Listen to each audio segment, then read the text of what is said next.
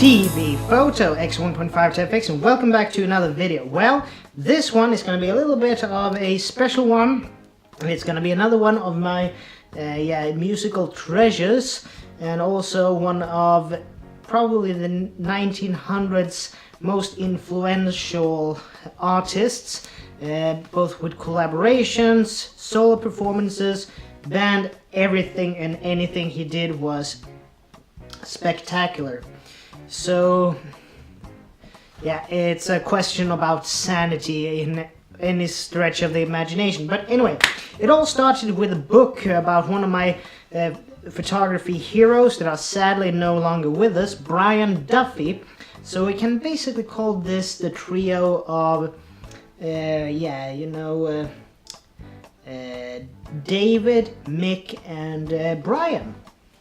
So basically, I found this book. It has a shiny cover. I'm probably gonna take it off, but a part of the title is actually on this cover. It says Buffy Bowie. So it actually is the sessions and a little bit of a biography that, combined with the session work between one of my favorite photographers and favorite artists, Brian Duffy, who people basically called Brian Duffy Bold and Scruffy. And he was the photographer that photographed David Bowie, and it started during his Ziggy Stardust phase. So basically, yeah, you can probably, if you can see this, there is a little bit of the images that is for the following album. An album I actually bought because of one song, but then I started to notice that, well, you can't just it's this guy is such a brilliant musician. So yeah, it's my copy of David Bowie's Aladdin Sane. I mean, this is a insanely good album, vinyl, perfect. I bought this actually for the song The Genie. Brilliant song in my opinion, and that's an iconic image right there. Actually, there is a documentary about Brian Duffy, the man who shot the Sixties. Gonna put a link in the description for that one, where he actually talks about taking this image. And what they actually did, which was brilliant, they were a little bit of a con man deal behind this iconic David Bowie album, and we're going to tell the story. The thing was that Brian was commissioned to take this album cover photo, and Bowie's agent wanted this to be expensive.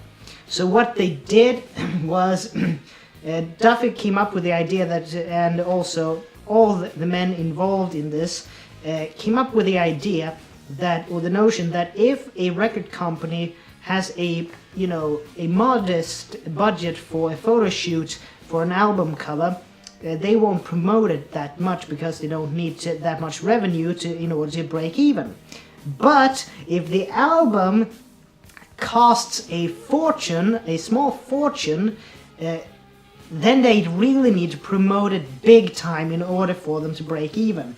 So what they actually did was that they made, Brian Duffy had made calendars. Pirelli, the Italian tire manufacturer, he had made a Pirelli calendar, and he made the exact same techniques that he used in that calendar, he used to take the images for this record.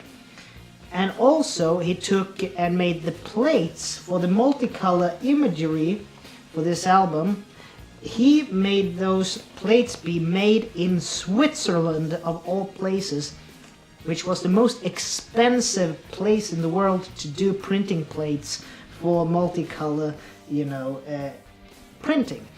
And what did they do more? Well, they also went to the most expensive calligraphy house in London in order to, make the calligraphy for this album, these pinstripes basically that says Aladdin Sane.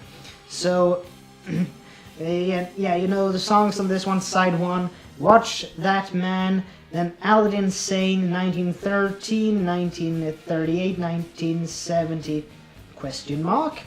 Drive-In Saturday, Panic in Detroit, Cracked Anchor, you know, only good stuff. Then you have Time, the Prettiest Star, Let's Spend the Night Together. I think the Rolling Stones actually have a song as well as Let's Spend the Night Together. Yeah. Anyway, the Genie, my favorite song on this record. Lady Grip, Timing Soul, and yeah, that's it. And boy, it's good. You know, I actually mentioned the Rolling Stones and I mentioned Mick in the beginning here. So yeah, one of the best covers ever of Martha and the Vandellas, Dancing in the Streets. I mean, here you go. Dancing in the Street with Mick Jagger of the Rolling Stones and the solo artist David Bowie. This is a treasure in my collection, to say the least. I mean, if you haven't seen the video that accommodates this, it's very minimalistic. It's basically, and it shows the you know, the difference in character between the two musicians or singers in this. While you know, Mick Jagger is very flamboyant with his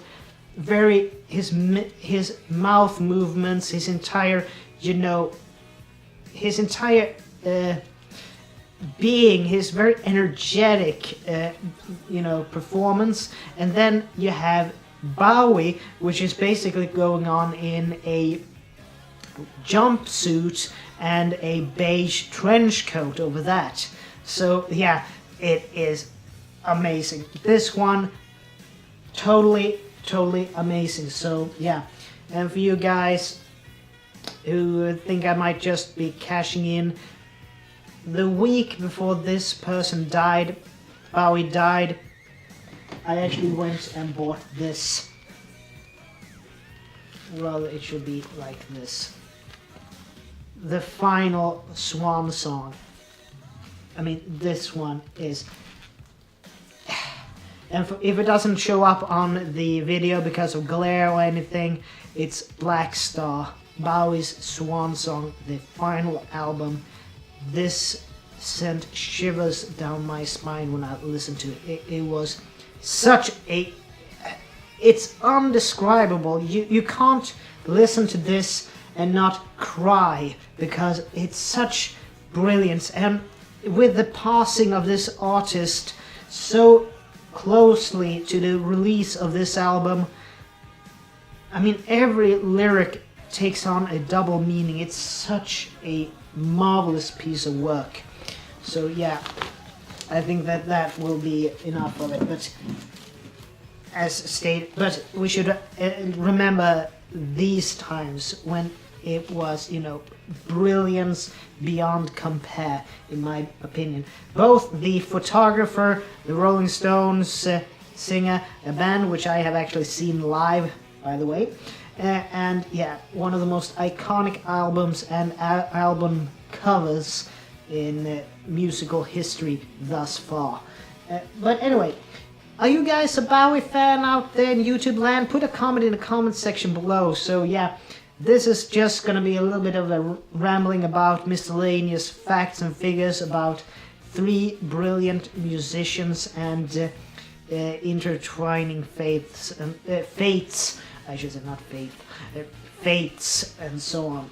But brilliantly done. So yeah, all in all, I think that will be it for this video. And as always, this is Tobias Bergstrom from T.B.Photo X1.5 to FX. And as always, please like, share, comment, and subscribe. And I'll see you guys in the next video. So take care from now on. Bye.